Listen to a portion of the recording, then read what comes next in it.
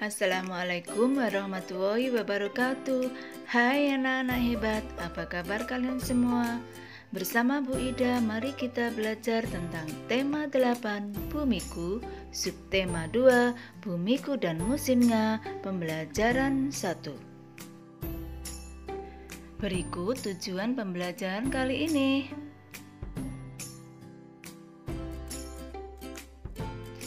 Saat musim hujan, sinar matahari sering tertutup awan. Hujan hampir turun setiap hari. Bawalah payung sebelum pergi. Pagi itu, daerah tempat tinggal Dayu kembali diguyur hujan. Hujan turun tak henti-hentinya hampir 2 hari lamanya.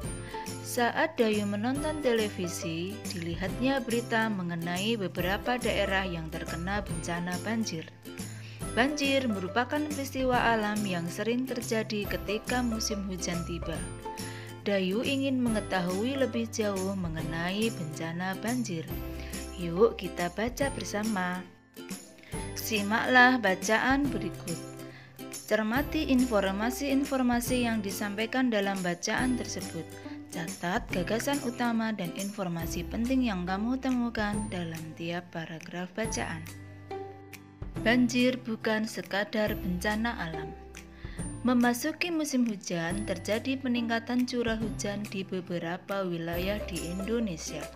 Tidak dapat dipungkiri, banjir pun melanda di berbagai tempat. Berbagai faktor penyebab banjir berulang dari tahun ke tahun. Rendahnya kesadaran masyarakat untuk menjaga lingkungan, penebangan liar, pembangunan pemukiman tanpa mengindahkan topografi wilayah merupakan penyebab bencana tersebut. Pendangkalan dan penyempitan badan sungai membuat sungai meluap. Hal ini dapat disebabkan oleh faktor alam. Namun, ada pula ulah manusia yang mempercepat terjadinya hal ini. Menjamurnya rumah di bantaran sungai misalnya. Permasalahan ini sering terjadi di kota yang berpenduduk padat. Di sisi lain, penertiban pemukiman liar di bantaran sungai juga menjadi kesulitan pemerintah daerah sepanjang waktu. Dari tahun ke tahun, warga yang tinggal di bantaran Sungai Ciliwung, Jakarta harus selalu siaga ketika curah hujan mulai meninggi. Luapan sungai dapat terjadi hingga ketinggian 1-2 meter di dalam rumah. Bukan hanya barang yang harus diselamatkan, nyawa pun menjadi taruhannya. Sudah diperingatkan bahwa permukiman di bantaran sungai sangat berisiko ketika curah hujan tinggi. Namun, tetap saja mereka kembali ketika banjir telah surut. Tumbuhnya permukiman liar di bantaran sungai mendorong penyempitan badan sungai. Aktivitas harian warga seperti mencuci dan membuang sampah di sungai juga makin mempercepat pendangkalan sungai. Di Manado, Sulawesi Utara, rawan banjir dan longsor justru terjadi akibat pembangunan kota yang tidak mengindahkan topografi. Sebagian besar wilayah Manado terdiri atas perbukitan, sementara wilayah daratan dengan permukaan datar yang sangat terbatas luasnya. Sejalan dengan bertambahnya penduduk, banyak bukit dan lereng kemudian diubah menjadi perumahan. Nah, anak-anak, membaca sekilas dilakukan dalam hati atau tanpa suara untuk menemukan gagasan utama. Gagasan utama disebut juga ide utama atau inti dari sebuah paragraf. Gagasan utama dalam paragraf dapat ditemukan di awal, di tengah, atau di akhir paragraf. Dalam teks agak panjang, biasanya terdapat 150-200 kata. Teks disusun dari gagasan utama dan gagasan pendukung. Setiap paragraf memiliki satu gagasan utama yang merupakan inti dari pesan yang akan disampaikan. Beberapa gagasan utama paragraf dapat dijadikan dasar untuk menemukan pokok pikiran dari suatu teks. Oleh karena itu, sebelum mencari pokok pikiran dari suatu teks, temukan dahulu gagasan utama setiap paragraf. Sekarang, tuliskan gagasan utama dan informasi penting dalam setiap paragraf di peta konsep berikut ini. Kemudian, cocokkan jawabanmu dengan jawaban ini. Paragraf 1, gagasan utamanya penyebab banjir. Informasi penting. 1. Musim hujan, curah hujan meningkat.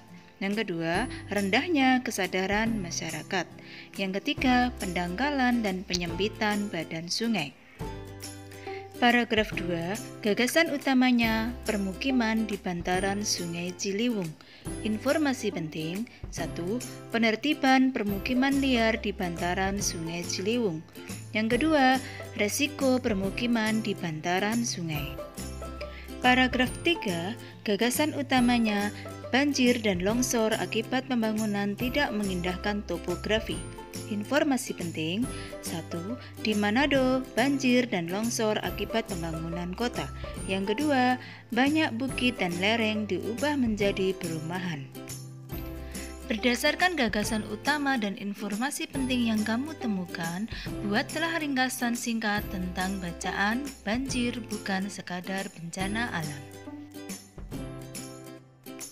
Anak-anak hebat, perhatikanlah artikel berikut. Mintalah temanmu membacakan artikel tersebut untukmu. Catatlah kata kunci dan informasi penting yang kamu dapatkan dari artikel yang dibacakan oleh temanmu tersebut. Lakukan kegiatan tersebut secara bergantian. Kemudian cocokkan jawabanmu dengan jawaban berikut ini. Pernahkah kamu bertanya, mengapa di negara kita hanya ada musim hujan dan kemarau? Mengapa tidak seperti negara-negara di belahan bumi utara atau selatan yang memiliki 4 musim? Untuk memahami lebih lanjut, ayo kita pelajari. Anak-anak Bu Ida, berikut akan disajikan informasi tentang musim yang terjadi di berbagai belahan dunia. Latihlah keterampilan menyimakmu dengan mengikuti langkah-langkah ini. Simaklah bacaan berikut.